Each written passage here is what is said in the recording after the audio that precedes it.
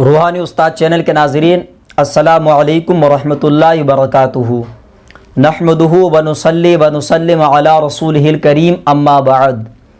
अस्सलातु वस्सलामु अलैका या रसूलल्लाह व अला आलिका व अस्हाबिका या शफ़ीअना यौमल जज़ा।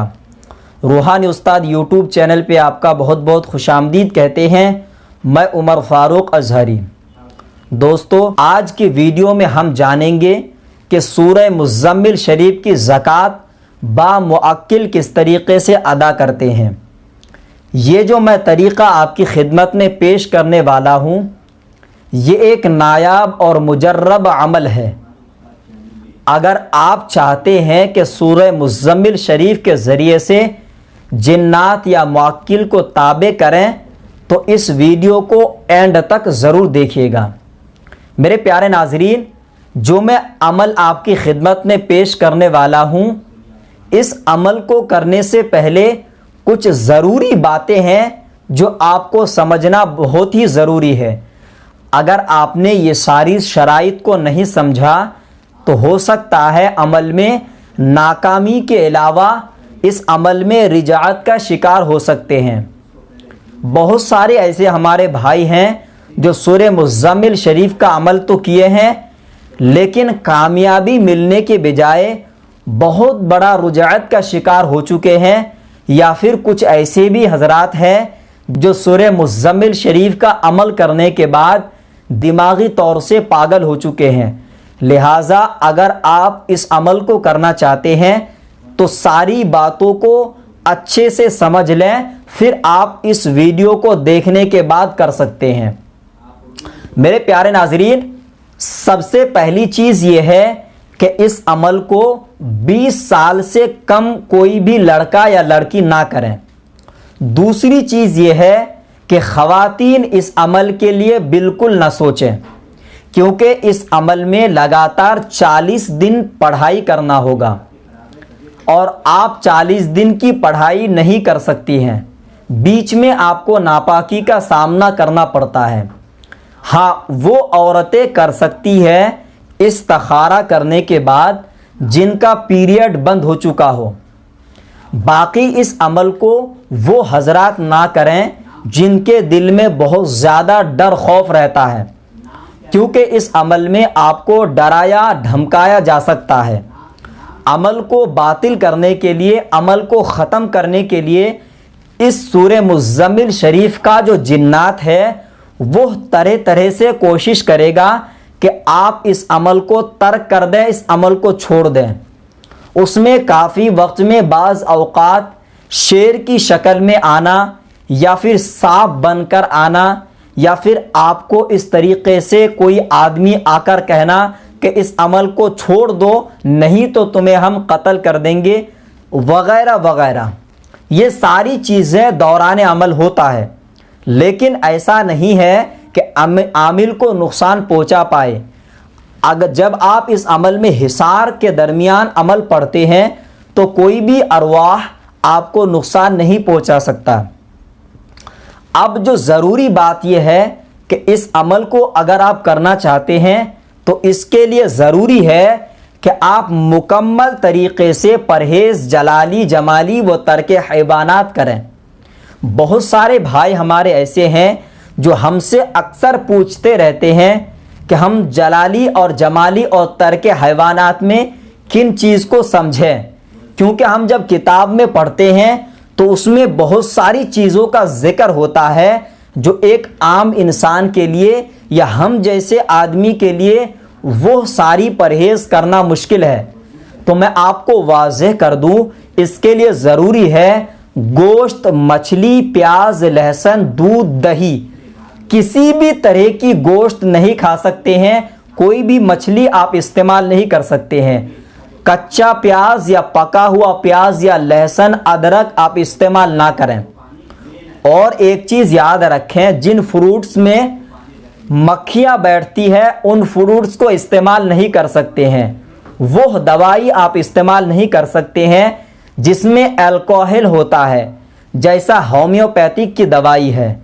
दौरान अमल आप दवाई उस वक्त इस्तेमाल करें जब बहुत ही ज़्यादा ज़रूरत हो। और एक चीज़ याद रहे कि दौरान अमल आपको जिमा से परहेज़ करना है अगर आप एक शादीशुदा है। दौरान अमल आपको बच्चों से दूर रहना है, औरतों से दूर रहना है। नमाज की पाबंदी ज़रूरी है। अगर आप नमाज की पाबंदी नहीं करते हैं तो इस अमल में नाकामी के सिवा कुछ नहीं है। दोस्तों, और एक चीज़ याद रहे कि जब आप इस अमल को शुरू करें तो किसी से भी इस अमल का जिक्र बिल्कुल ना करें। अक्सर दोस्तों अहबाब जब कोई अमल शुरू करते हैं अपने घर वालों से या फिर अपने दोस्तों से ज़रूर जिक्र करते हैं। हाँ, आप अपने उस्ताज़े कामिल से आप उनको बता सकते हैं। दोस्तों, और एक चीज़ याद रहे कि इस अमल को बग़ैर उस्ताज़ के ना करें। हाँ, वही लोग बग़ैर उस्ताज़ के कर सकते हैं जिन्हें अमलियात में बहुत ही अच्छा नॉलेज है, हर एक चीज़ के बारे में जानता हो, अमल में परहेज़ क्या होता है, अमल में साअत का क्यों ख्याल रखा जाता है, अमल में बुरुज का क्या दखल है, अमल में कौन सा लिबास पहनना चाहिए, अमल में रिजालुल गैब क्या होता है, वगैरह वगैरह। जो अमलियात की तमाम शराइत से अगर आप अच्छी तरीके से नॉलेज रखते हैं तो आप बग़ैर उस्ताद के भी कर सकते हैं। लेकिन आप अगर किसी उस्ताद कामिल की रहनुमाई में करते हैं तो उसमें कामयाबी के चांस ज़्यादा बढ़ जाते हैं। उसकी वजह यह है कि आपको हौसला के साथ साथ आपको हिम्मत मिलती है कि मेरे उस्ताद मुझे सपोर्ट कर रहे हैं, जब भी कोई मामला पेश आए मैं अपने उस्ताद से जिक्र कर सकता हूँ। इस बिना पर अपने उस्ताद की रहनुमाई में करें तो ज़्यादा बेहतर है। दोस्तों, एक चीज़ याद रहे, इस अमल को नौचंदी जुमेरात से शुरू करें या फिर नौचंदी इतवार से शुरू करें। नौचंदी जुमेरात या नौचंदी इतवार अमलियात में उस नौचंदी उस जुमेरात को या उस इतवार को कहा जाता है जो कि महीने के यानी चांद निकलने के 3 दिन गुजर जाए। एक बात अच्छे से समझ लें, 3 दिन से मुराद यह है कि आज का दिन, कल का दिन, परसों का दिन पूरा गुजर जाए। अगर मगरिब के बाद करना चाहते हैं यानी तीसरे दिन के गुजरने के बाद जो मगरिब के बाद है वो चौथा दिन कहलाएगा। अगर उस वक्त बुध का दिन पड़े तो आप कर सकते हैं। नौचंदी जुमेरात की शब से मुराद ये होता है कि बुध का दिन गुजर के जो रात होगी वह जुमेरात की शब कहलाएगी। अगर इतवार की रात में कहा जाए तो शनिचर का दिन गुजर के जो रात होगी वो इतवार की शब कहलाएगी। तो मेरे प्यारे नाजरीन, इस अमल में हिसार भी लाजमी है। तमाम चीज़ों को समझने के बाद आपको लगे कि मैं इस अमल को कर सकता हूँ, तो जिस तरीके से आपने इस अमल को हिम्मत और हौसला के साथ इस अमल को शुरू किया, उसी हौसला के साथ आपको ख़त्म करना होगा। ऐसा नहीं कि आपने 3 दिन अमल पढ़ा और जो जज्बात था आपके अंदर वो ख़त्म हो गया और आप अमल पढ़ रहे हैं और आपका जहन कहीं और होता है। ऐसे में भी अमल में नाकामी के सिवा और कुछ नहीं है। दोस्तों, बहुत सारी मैंने शराइत बयान कर दी है। अब अमल को मुलाहज़ा करें। इस अमल के लिए अलग अलहिदा एक लिबास रखें और कमरा आपका अलहिदा होना चाहिए। और इस अमल के लिए आप हिसार आज़म का जो वीडियो मैंने डाला है वही हिसार इस अमल में करें। सबसे पहले आप रात के 12 बजे के बाद ये अमल करें, यानी बुध का दिन गुजर के जो रात होगी, जुमेरात की रात नौचंदी, उसी रात से करीब 12 बजे के बाद आप सबसे पहले नहा लें। नहाने के बाद जो आपने अलहिदा कपड़ा रखा है, अगर हो सके तो बेहतर है कि आप इस अमल के लिए एहराम बांधें। जैसा कि हाजी लोग हज के लिए जाते हैं तो एहराम बांधते हैं, आप एहराम बांध लें। उसके बाद उसमें इतर कोई अच्छी सी खुशबू, नेमत वालों का मजमुआ 96 या आप मुश्क की इतर लगा सकते हैं। जब आपने इतर लगा लिया, जिस कमरे में अमल पढ़ रहे हैं उस कमरे में संदल की अगरबत्ती ज़रूर रोशन करें। दोस्तों, एक चीज़ का ध्यान रखें कि जिस दिन भी अमल आप शुरू कर रहे हैं, पहले दिन ज़रूर रिजालुल गैब का ख्याल रखें। अगर आप क़िबला की तरफ अमल पढ़ना चाहते हैं और उस दिन रिजालुल गैब की जो सिमत है वो पूरब के जानिब है, तो आप बिल्कुल पढ़ सकते हैं क़िबला की तरफ। हाँ, अगर क़िबला की तरफ सिमत है उनकी, तो आप उस दिन पूरब के जानिब अमल शुरू करें, या फिर आप उत्तर के जानिब, शुमाल के जानिब अमल शुरू कर सकते हैं।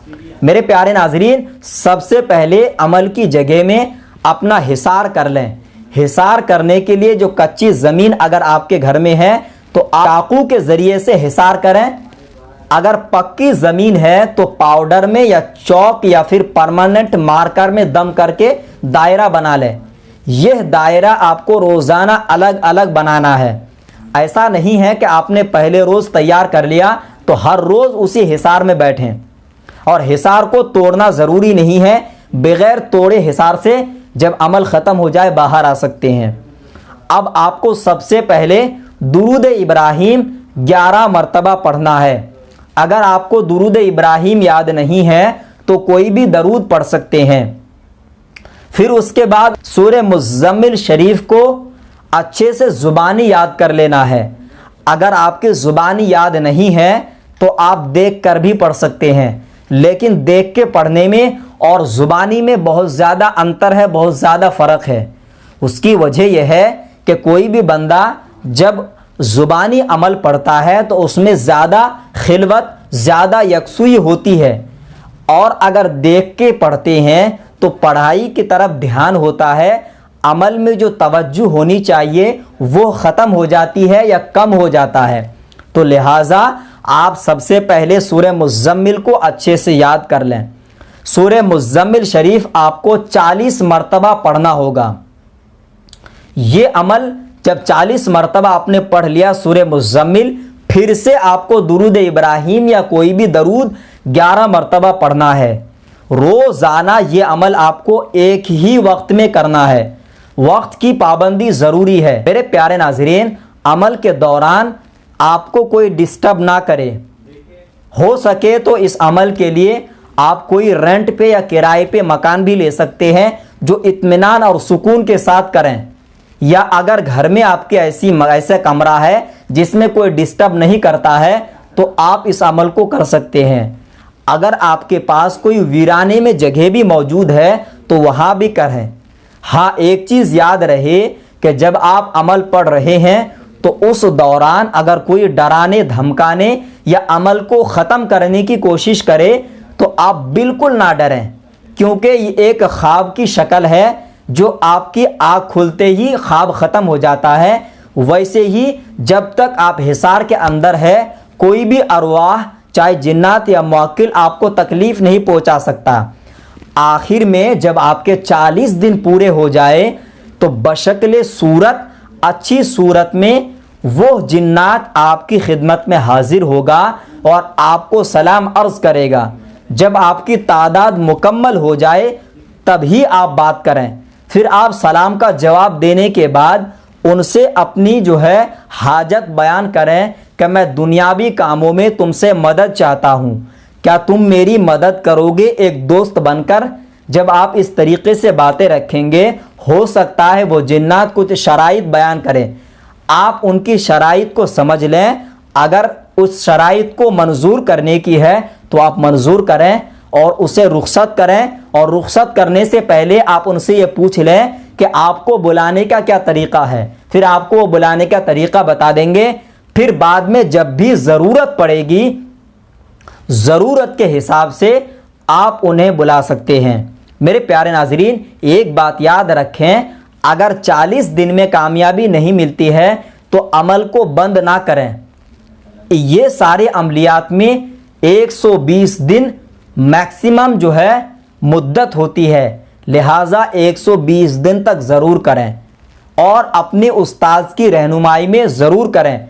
ऐसा ना हो कि लेने के देने पड़ जाए। मेरा काम था आप तक पहुंचाना, और आपकी जिम्मेदारी बनती है कि आप खूब अच्छे से सोच लें, समझ लें कि आप इस अमल को अंजाम दे सकते हैं या नहीं।